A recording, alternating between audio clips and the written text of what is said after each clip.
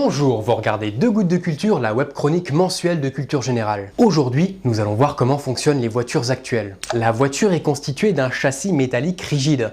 C'est la structure sur laquelle tous les éléments sont fixés. Les voitures les plus courantes sont propulsées par un moteur à combustion interne, appelé aussi moteur thermique, parfois complémenté par des moteurs électriques. Il existe différents types de moteurs thermiques.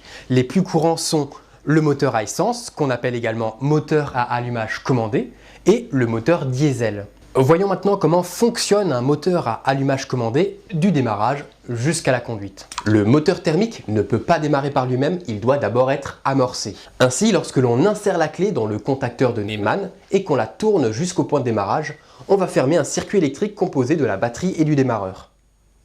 La batterie de 12 volts va envoyer un courant électrique vers le démarreur, appelé aussi starter.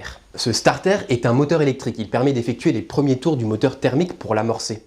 Le démarreur est constitué d'un solénoïde. Quand on met le contact, il s'alimente en courant et génère un champ magnétique qui va déplacer une fourchette qui permet de fermer le contact de puissance entre la batterie et le moteur électrique pour le faire tourner. Le déplacement de la fourchette permet aussi d'engager le pignon du démarreur sur le moteur thermique pour lui transmettre sa rotation. Voilà un exemple de moteur à essence assez courant. C'est un moteur à 4 cylindres, il fonctionne à 4 temps. Il est composé d'une structure métallique très résistante appelée culasse. En dessous de la culasse, on retrouve donc les 4 cylindres. Ce sont les chambres de combustion dans lesquelles auront lieu les explosions de carburant. Sur ces cylindres sont branchées des bougies. Une bougie par cylindre. Ce sont ces bougies qui, grâce à un courant électrique, émettent une étincelle qui permet d'enflammer l'essence. De nos jours, c'est un système électronique qui contrôle l'émission des étincelles. Au-dessus, on a 2 arbres à cames qui permettent l'ouverture et la fermeture des soupapes apportant et évacuant le carburant. Et en bas des cylindres, il y a un vilebrequin qui tourne, entraîné par les pistons lors des explosions. Le pignon du vilebrequin est lié au pignon des 2 arbres à cames, soit par une courroie de distribution ou une chaîne de distribution, soit par une cascade de pignons. De cette façon, lorsque le vilebrequin tourne, il transmet la rotation aux 2 arbres à cames. Les cylindres sont alimentés par un mélange d'air et de carburant. Ce mélange est fait en amont dans le conduit d'admission. L'air est prélevé dans le milieu extérieur et il passe par un filtre à air afin de le débarrasser des impuretés qui pourraient gêner la combustion. L'essence, elle, est pompée du réservoir, passe par un filtre à essence, puis elle est vaporisée dans le conduit de l'admission grâce à un injecteur dans le cas d'une injection indirecte. Ce mélange air-essence arrive alors dans les cylindres du moteur thermique. Le conducteur peut augmenter la production du mélange air-essence injecté dans les cylindres en appuyant sur la pédale d'accélération. En appuyant sur cette pédale d'accélérateur, un système électronique va commander un élément qui se situe sur la pipe d'admission d'air et qui s'appelle le boîtier papillon. Ce boîtier papillon est composé d'un clapet qui s'appelle le papillon des gaz et qui permet de modifier l'ouverture du conduit. Ainsi, lorsque le conducteur appuie sur la pédale, il va augmenter l'ouverture du conduit d'admission et davantage d'air pourra alors passer dans le conduit d'admission. La production du mélange air-essence sera alors accélérée. Il en résulte une augmentation de la vitesse d'injection de ce mélange dans les cylindres et donc une rotation plus rapide du volant moteur.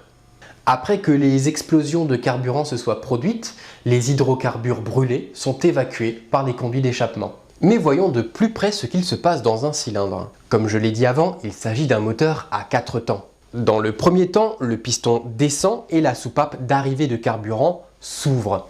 L'essence pompée, mélangée avec de l'air, remplit alors le cylindre. Dans le deuxième temps, les soupapes sont fermées, le piston remonte, le carburant se comprime. Le troisième temps, lorsque le piston est au plus haut, la bougie émet une étincelle qui provoque la déflagration du carburant. Le piston est alors propulsé vers le bas.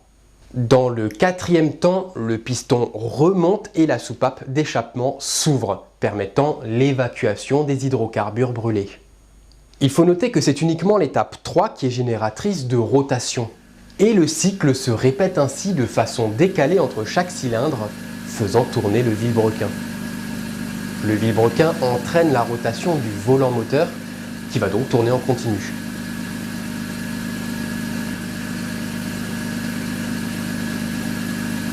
Voilà ce qui se passe dans le moteur thermique. Au niveau du volant moteur se trouve le dispositif d'embrayage. que le conducteur contrôle en appuyant sur la pédale d'embrayage.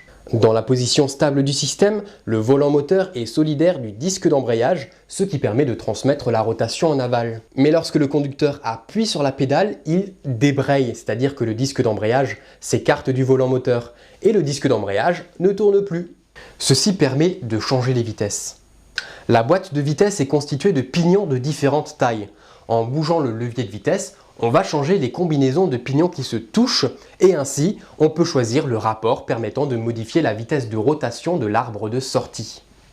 Avant d'atteindre les roues, cette rotation est transmise jusqu'au différentiel. C'est un dispositif situé entre les roues motrices et qui permet de distribuer une vitesse de rotation de façon adaptée, immédiate et automatique entre les deux roues. Le différentiel est nécessaire lorsque la voiture effectue un virage, car les roues situées vers l'extérieur du virage devront parcourir plus de distance que les roues situées à l'intérieur du virage.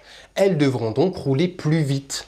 Voilà, nous avons vu de façon très approximative comment fonctionne une voiture à essence. Pour le moteur diesel, le fonctionnement diffère légèrement. Contrairement à l'essence qui nécessite une étincelle pour provoquer la déflagration, le diesel, lui, explose spontanément par auto-inflammation lorsqu'il est comprimé. En effet, lorsque le diesel est comprimé dans les cylindres, il va s'échauffer à des températures de 700 à 900 degrés Celsius et il explose. Il n'y a donc pas besoin de bougies d'allumage dans les moteurs diesel. Par contre, on retrouve des bougies de préchauffage qui s'allument uniquement lors du démarrage du moteur et qui permettent de provoquer des explosions dès les premières compressions de carburant. Ces bougies de préchauffage peuvent atteindre 1000 degrés Celsius en à peine 12 secondes. Ce préchauffage est particulièrement utile pour éviter les pertes de carburant inutiles et donc pour limiter la pollution.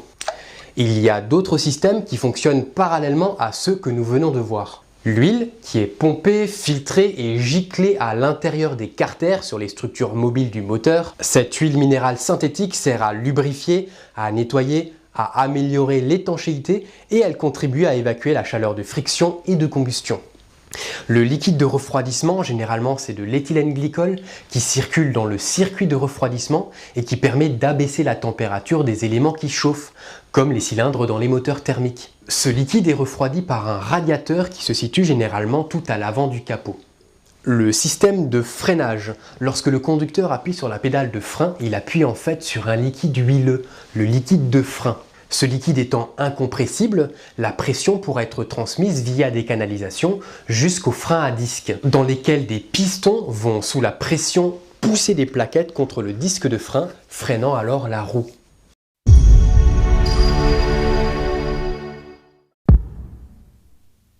Le mot du jour, c'est kia, qu'on utilise dans l'expression mettre à kia, réduire à kia, qui signifie tout simplement réduire quelqu'un à ne plus savoir quoi répondre, le réduire au silence. Désolé, j'arrive en retard, ma voiture est tombée en panne sur l'autoroute. T'as pas de voiture. Ah oui, c'est vrai ça. Ah, je t'ai mis à Kia, pas vrai? On se retrouve le mois prochain. Ciao.